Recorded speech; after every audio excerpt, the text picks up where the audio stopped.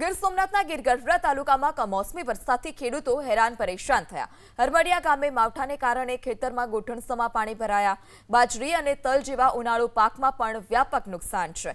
ગીરગઢડા તાલુકામાં અંદાજિત 2.5 ઇંચ જેટલો વરસાદ વરસ્યો, જેથી ખેડૂતોને વ્યાપક નુકસાની થઈ છે। ખેડૂતોના મતે તેમણે ભારે ખર્ચ કરીને મહા મહેનતે ખેતરમાં પાકની વાવણી કરી હતી। હજુ તો પાક તૈયાર થાય, ખેડૂતો કાપણી કરે અને મહેનતનું ફળ મેળવે તે પહેલા જ માવઠાએ ખેડૂતોને રડતા કરી દીધા। ખેડૂતોની માંગણી છે કે સરકાર તાત્કાલિક સર્વે કરી સહાય ચૂકવે। ગીર સોમનાથ જિલ્લાના ગીરગઢડા તાલુકાના હળમડિયા ગામે જે કમોસમી વરસાદ પડ્યો છે અને હજુ પણ ખેતરોની અંદર વરસાદી પાણી સલોસલ ભર્યા છે। આ જ ખેતરની અંદર તલ અને બાજરીનું વાવેતર કરેલું હતું, પરંતુ જોઈ શકાય છે જાણે કે ખેતરો નદીમાં પરિવર્તિત થઈ હોય તે પ્રકારના દ્રશ્યો છે। કમોસમી વરસાદ આજે બપોર બાદ સતત કમોસમી વરસાદ છે તે આ જ વિસ્તારોની અંદર વરસ્યો હતો ને જેના કારણે જે ખેડૂતો છે તે ક્યાંક ને ક્યાંક ચિંતામાં મુકાયા છે, કારણ કે ખેડૂતોએ જે ઉનાળાનું પાકનું જે વાવેતર કર્યું હતું અને ત્યારબાદ જે કમોસમી વરસાદ પડ્યો છે જેના કારણે ખેડૂતો ચિંતામાં મુકાયા છે। આપણી સાથે ખેડૂત છે, શું કહેશો, કેટલા વીઘાનું અને શું વાવેતર હતું?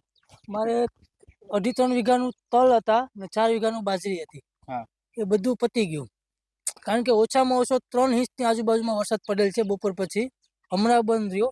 એટલે આમાં હવે કંઈ લેવાનું થતું નથી, કારણ કે આ જોશો તમે પાણી કેટલું ભર્યું છે, આવી તકલીફ છે। કેટલા મહિનાની મહેનત? આમાં 4 મહિનાની મહેનત હોય, ઓછામાં ઓછી 4 મહિનાની મહેનત હોય। આ તો સ્ટાર્ટિંગમાં જ બધું પતી ગયું।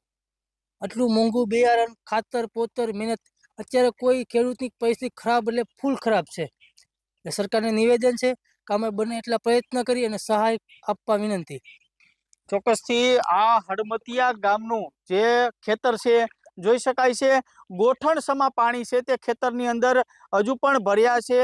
આશરે અડધો કલાકથી જે વરસાદે વિરામ લીધો છે, પરંતુ પાણી હજુ સુધી ઓસર્યા નથી અને ખેડૂતોમાં પણ ક્યાંક ને ક્યાંક ચિંતામાં વધારો થયો છે, કારણ કે ખેડૂતોએ જે ઉનાળાનું પાકનું જે વાવેતર કર્યું હતું તેમાં પાણી ફરી વળ્યું છે।